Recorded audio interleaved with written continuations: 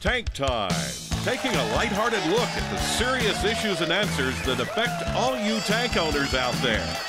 And now here is Tank Time's favorite assistant, Tank Time Tammy.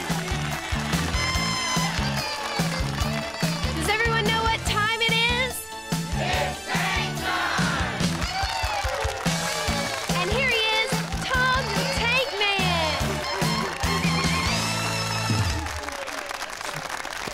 Thank you, Tammy, and welcome to Tank Time. Boy, have we got a great show lined up for you today. Now, last week, we reviewed leak detection requirements, which, of course, you're already doing.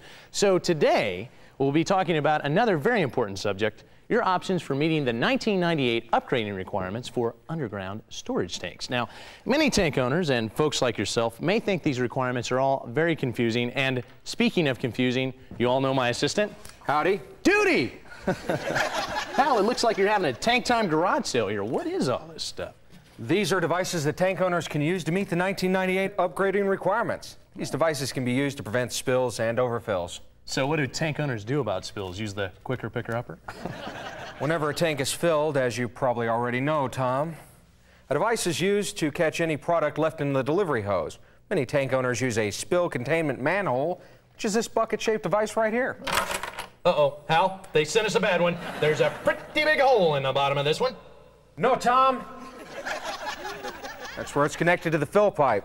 The smaller hole is where any product drained back into the bucket is drained back into the tank by, well, operating this device right here. Oh, pretty neat. Nothing gets spilled into the environment. Now, is this a requirement for all regulated tanks? Oh, yes. Except for some kinds, like waste oil tanks, for instance. These buckets come in different sizes, such as the ones Tammy is showing you here, and have covers like this one to help keep the water out. Oh, and that helps keep cars out, too. Well, that's pretty cool. What was that other thing you said? Was it overfills? Right. By December 22nd, 1998, all tanks must have mechanical devices or alarms to keep from overfilling the tank. Now, that's a good idea. I'm sure you have some of these devices right here. Yes, I do. In fact, I have several kinds. Now, you don't have to use all of them, of course. You do have a choice. Good. Why don't you just start with the simplest and work your way up, like you did here at Tank Time. Oh, you call this up? Just give us the information, Hal. Overfill devices fall into three categories. Your ball float valves, well, your automatic shutoff devices, and, of course, your high-level alarms. Now, the simplest overfill device is a ball float valve, which is this device right here. This hollow ball inside this metal cage. Now, as the product level rises, the ball floats up and seals off the vent line. Oh, can anyone use ball float valves? Well, almost anyone. You shouldn't use these if you have suction piping, coaxial stage 1 vapor recovery, or if your tank has loose bungs. Can you say loose bungs on TV? Okay, can tank owners install ball floats themselves? No, Tom. Professionals must install them, so they'll operate within required levels. Okay, moving right along. What is this thing? That's an automatic shutoff device. Oh, you think this will fit in your mother's mouth? Why don't we try your mouth first, Tom? Just give us the lines, Al. This device replaces the drop tube. As the tank is filled, this float moves up, activates the valve, and slows product flow. Now, in this cutaway, to completely stop flow, the second valve closes and stops flow like this. Oh, looks like a pretty good device. Are these used with ball float valves? No, Tom. That would be redundant. Watch your mouth, Al. Tom, what I mean is tank owners don't have to install both of these devices. They need to choose the one that's best for them. Right. Sounds like that helps out the old pocketbook. Okay, what's next? The third type of overfill device is the high-level alarm. Now, high-level alarms are part of automatic tank gauging systems. Now, this float right here rises as the liquid level goes up. When the tank is almost full, an alarm sounds. Or a light.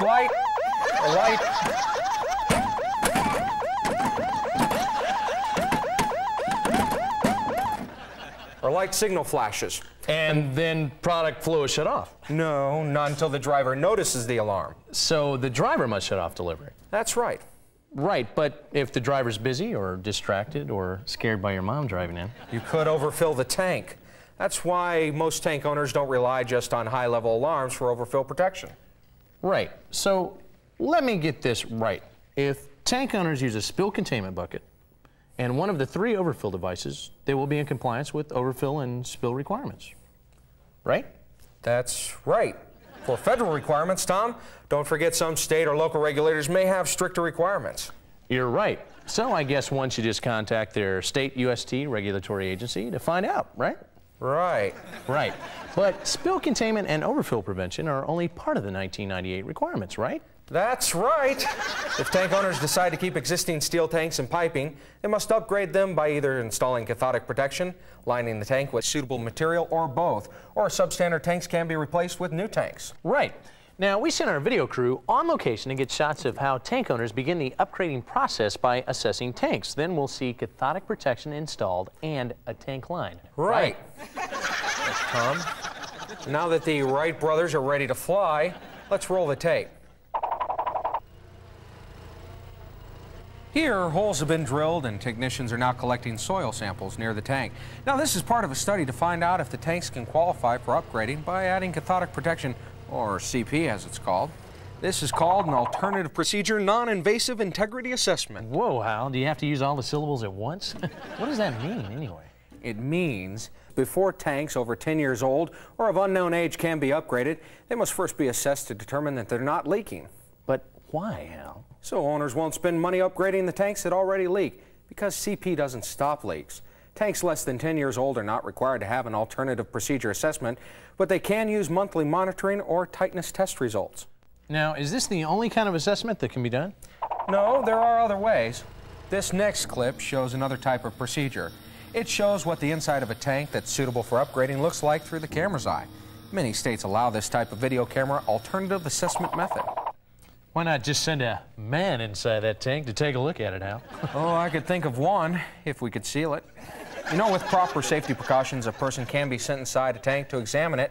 Another procedure, which sends a robot inside the tank, is also being developed. So, what's happening now?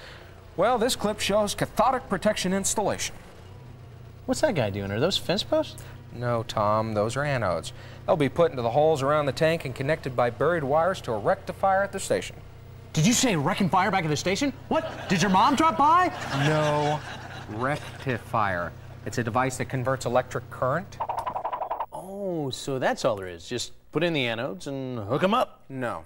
The number, size, and proper spacing of anodes must be determined by a corrosion expert, who also determines power requirements for the system.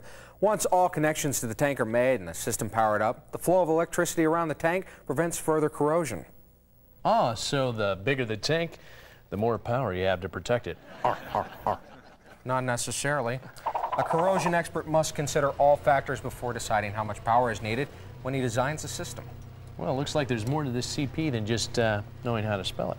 Absolutely. There are other operational and record-keeping requirements. Like what? Well, for example, CP systems must be tested within 6 months of installation, and every 3 years thereafter by a qualified CP tester. Here you see the corrosion expert making final adjustments on the rectifier. And here the station owner is learning how to read the meters and record the readings. That must be done every 60 days. Now, can the tank owner adjust his own meters here? Well, companies usually tell tank owners not to make any adjustments, and if the readings go out of normal range, to call them. Someone may need to come out and troubleshoot the system, make corrections, and reset the controls. Then the system power must remain on all the time. Correct. If the power fails or the system is turned off, the tank's not protected. Scotty, we need more power. But, Captain, I'm giving her all she's got. That would be quite illogical, Captain. Hal, you must be out of your Vulcan mind. Well, that takes care of the upgrading requirements, doesn't it, Hal? Well, no, Tom. You can also line a tank. But can you tuna fish? No, Tom. Just watch this next clip. Kids, be sure to get your parents' permission before trying this at home. No, Tom. This is dangerous stuff and must be done by professionals wearing an airline respirator and observing all safety precautions. That's one small step for man, one giant leap. Ah! That must be the single guy with a lot of insurance, huh? Not necessarily, Tom. Now, what's happened here is a technician has properly emptied the tank, made it safe from explosion, and cut an opening. It's already been cleaned and sandblasted. Well, now a technician is about to enter the tank and inspect it for holes. Pretty hard to accessorize with that suit, though, isn't it, Hal? So the tank can't be upgraded if he finds holes. Well, industry standards say that if holes are less than a certain size and number, the tank can be repaired and then lined.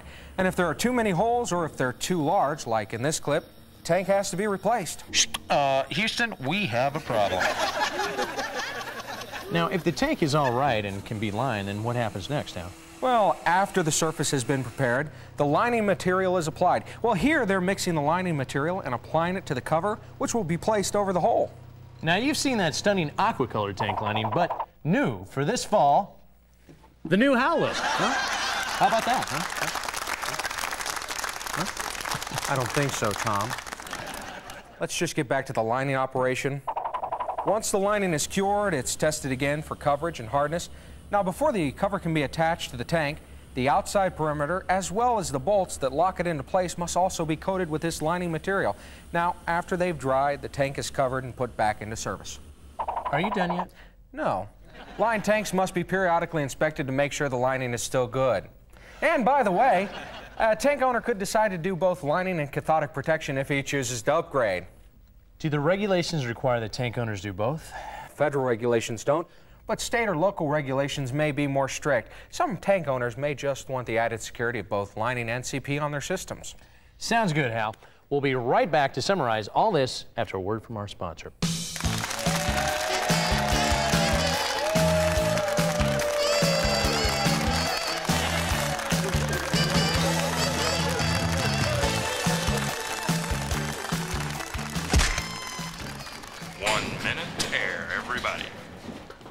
Hey, Watson, enjoying the taping? Pretty cool, huh? Yes, Tom, it is, but you may be missing something.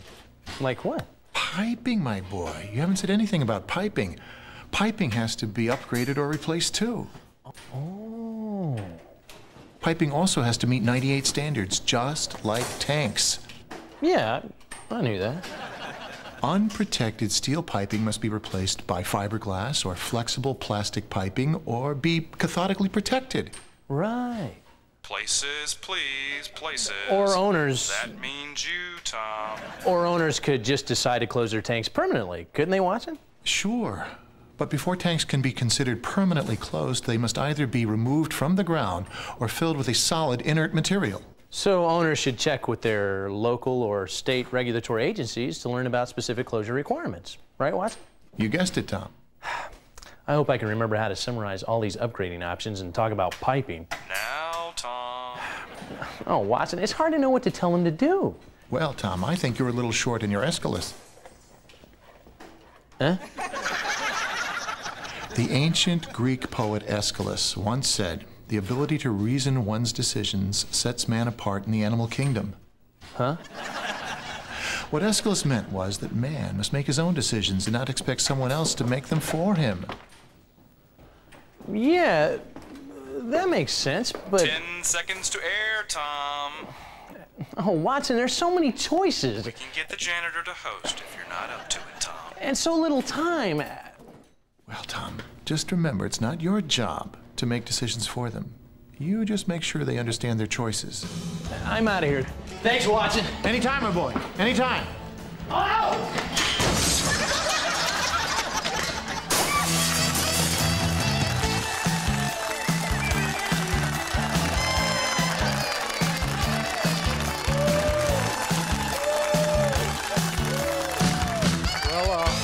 Well, welcome back to Tank Time,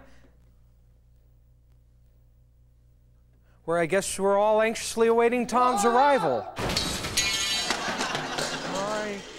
I hope this little crash course in tank requirements is hitting home with all of you out there. So remember, 1998 is not that far off. And speaking of far off, here's Tom the Tank Man. Right. And, you know, Hal, time is running out for tank owners. And maybe us. But we should have just enough time to summarize the upgrading requirements.